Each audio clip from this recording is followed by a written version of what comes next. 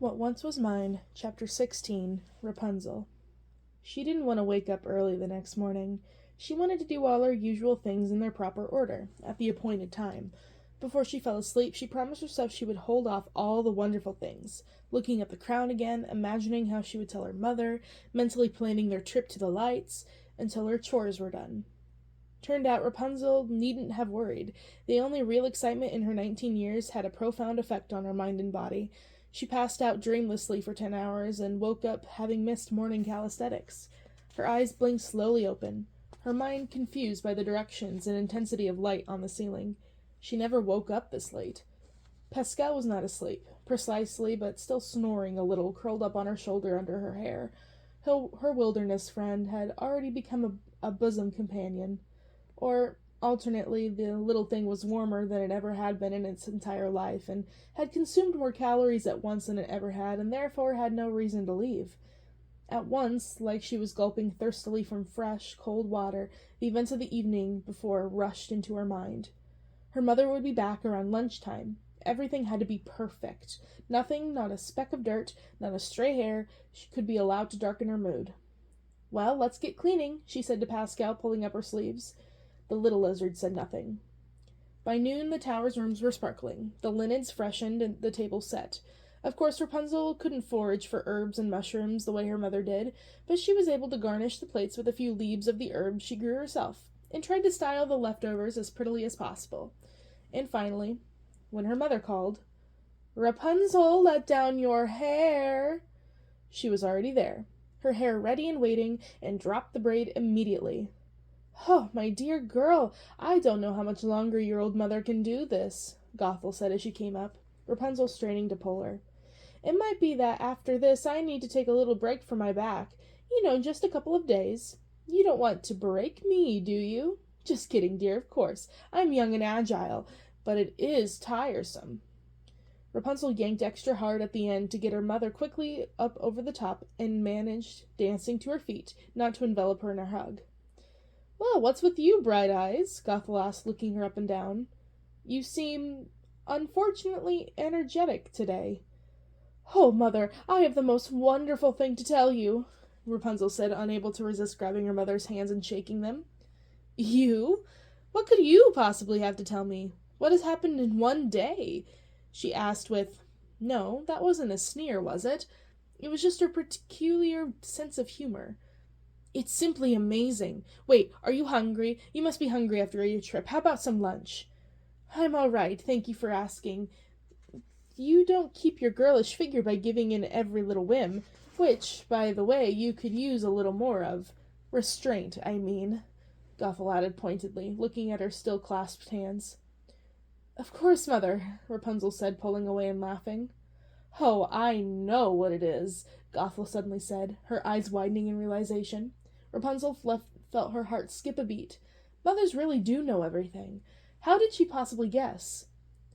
"It's that silly little lizard on your shoulder, isn't it?" Rapunzel blinked, then put a hand to Pascal. "You have a pet, very nice." Before Rapunzel could respond, her mother had turned and was looking at herself in the mirror, fixing her hair. "Myself, I find they take away too much work and attention, always needing to be fed and coddled, like a child, Who wants another one of those? So much work. Oh, I'm kidding, of course, but really, children are a lot of work. Utterly draining." "Yes, but, Mother, don't you see?" Rapunzel fluffed her silvery tendrils over the lizard, who shook his head and sneezed. "Don't you notice anything important?" Gothel looked at the image of Rapunzel and the lizard in the mirror, not bothering to turn around and look at her real self. "You have a lizard on your shoulder. Is there anything more?" she asked, impatient. "A praying mantis in your head? Something even worse on your foot?" "He's on my shoulder," Rapunzel said with an exasperated laugh. "He's been there since last night, in my hair, and he's fine. I didn't accidentally kill him." Gothel was a woman who was used to taking performatively, smiling and pointing and waving her hands and swaying her hips. There wasn't an emotion that crossed her mind that didn't go across her face. Even at her most devious, she completely and thoroughly believed whatever she said at that moment. That's what made it so believable to others. So the thoughts, realizations, and reactions that birthed themselves inside her head now wandered across her face in symbols clearer to Rapunzel than the alphabet. Confusion, then slow understanding, then surprise. This was wide, wide eyes and raised eyebrows, then a deeper understanding, and then wrath. Her eyes narrowed until there were nearly invisible slits, her hands on her hips. "What are you trying to say, Rapunzel?" Her daughter swallowed. Rarely had she seen her mother like this. There was more than fury in her face. There was danger. I just mean, I thought, but you see, it's just that," she stammered, trying not to back away. "Do not mumble. You know how I hate mumbling." "I didn't kill him," Rapunzel spat out desperately. "He's been with me for almost a whole day, and he's fine. I'm old enough to control myself. I won't hurt anyone. We can wait another day if you want. I'll keep him on my shoulder just to be sure, and you'll be here to make sure I don't touch anyone anyway. You could tell people not to come near me. We can go to the floating lights." "Not this again," Gothel said tonelessly, and that was scarier than anything. "You cannot honestly be bringing this up again. We are finished with this subject yesterday, Rapunzel." "But I didn't have Pascal yesterday." She patted the lizard for emphasis, realizing her mother didn't know his name. "This changes everything." "This changes nothing," Gothel hissed, cutting the air with her hand. "You are going nowhere. You will see no one. You will stay in this tower where you are safe, and the rest of the world is safe from you. You think you can control yourself. Young girls always do, but you can't. You can't control yourself when it counts and someone gets hurt. We can test it, or enough. I am your mother, Rapunzel. I know best, and I forbid it." "But," Rapunzel thought about the crown. It was kind of odd that her mother hadn't noticed the leather bag on the table. Nothing came or went out of the tower but that Gothel didn't bring herself, or that Rapunzel did not create out of the things she had brought, and usually the things created took days or weeks and were obvious in their coming into existence. Gothel always complained about the sawdust, the paint flecks, the experimental cheese curds. How could she not notice this new thing? How could she not notice Pascal at first? Wasn't it odd that in 19 years a lizard had never accidentally climbed this far up into the tower? Why hadn't Gothel asked her where he came from? How could she not see? Something shut down inside of Rapunzel. It wasn't her will exactly, or her personality. It was more like a riverbed, or banks of a stream that funneled her energy. Thoughts, excitement, emotions, ideas to the world, being filled in, dammed up, and didn't stop these things from happening. It just cut off their release to an audience, to her mother. Rapunzel really had been going to tell her all about her little trip outside of the tower, and now, what would it do? What would be the point? It obviously wouldn't help her case. And if this was how angry her mother got at the suggestion of leaving the tower, how would she react knowing her daughter had already left it? Better to stay silent. Rapunzel wasn't used to controlling herself like this, and it felt a little like death. One last attempt, one uncontrollable thought made its way out. "But I really want to see the floating lights," she murmured, "more than anything." That wasn't what she was planning to say. It wasn't anything about the crown or the boy or being outside or running around on the grass without killing anything. But it was still the truth. In some ways a greater truth, and Gothel still had the chance to make things right, to answer like a mother, even if it wasn't the response Rapunzel had hoped for. "Oh, darling," said with a feeling would have worked. "I'm so sorry, I know you do," with a touch on her cheek would have been more acceptable. No words at all, just a hug, and some tears from both of them would have brought her comfort. But this is how her mother responded. "Well, you can't, so you'd better just forget about it. Forever." Rapunzel swallowed something down. Forever. "Yes, mother," she mumbled. "Oh, the mumbling! And look at that! You've made me so frowny." Suddenly Gothel brightened, all fury gone. I'm not that kind of mother, you know that. Less with the discipline and more with the girlfriend kind of deal. Don't want premature wrinkles for either of us. Let's not ruin the day. Let's go have that lunch you offered. Rapunzel slowly led the way into the mocking and cheery dining nook.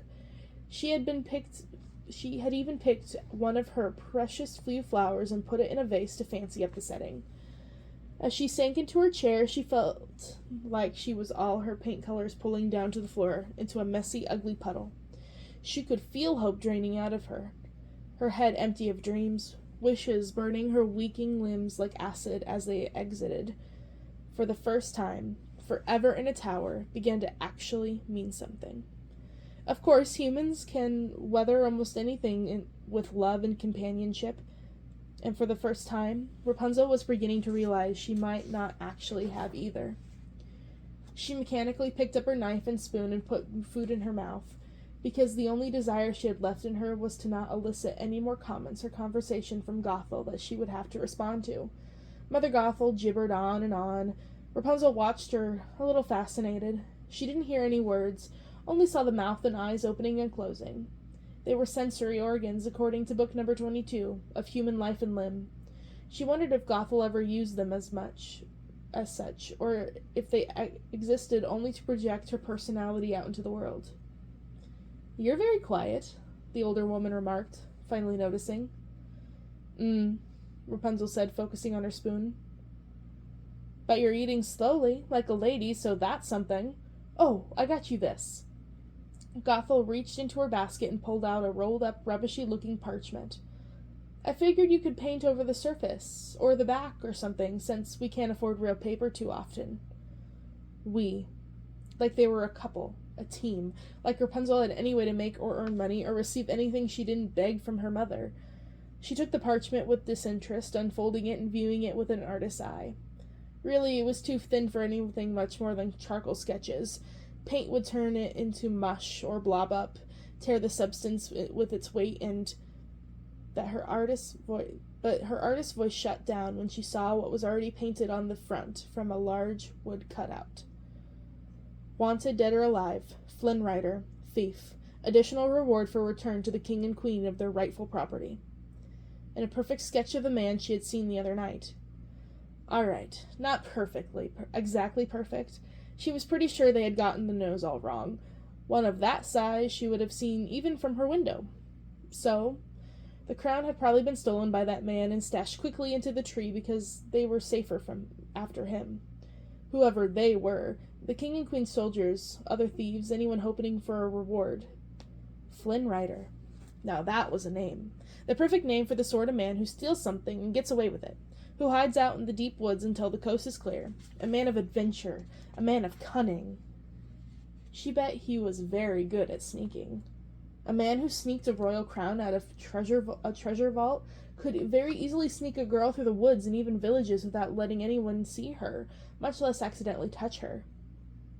A man like that could sneak Rapunzel to go see the floating lights, safely. Gothel, of course, entirely misunderstood the look of wonder and dawning delight on her daughter's face. "See? I knew you'd like it. Mummy's always thinking about you, darling." She smiled and bit into her apple. The Rapunzel problem sorted, she obviously thought. "I know exactly what I'll do," Rapunzel said, talking to both her inner self and her mother.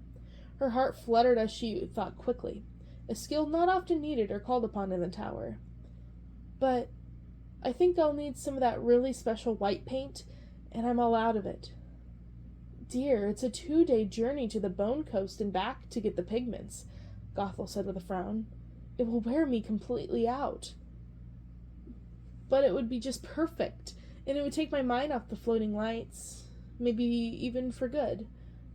Rapunzel risked looking directly into her mother's eyes. She sort of meant it, just not the way Gothel thought. "Oh, all right, all right.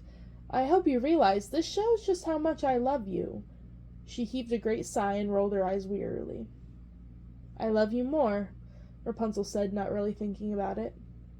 "I love you most."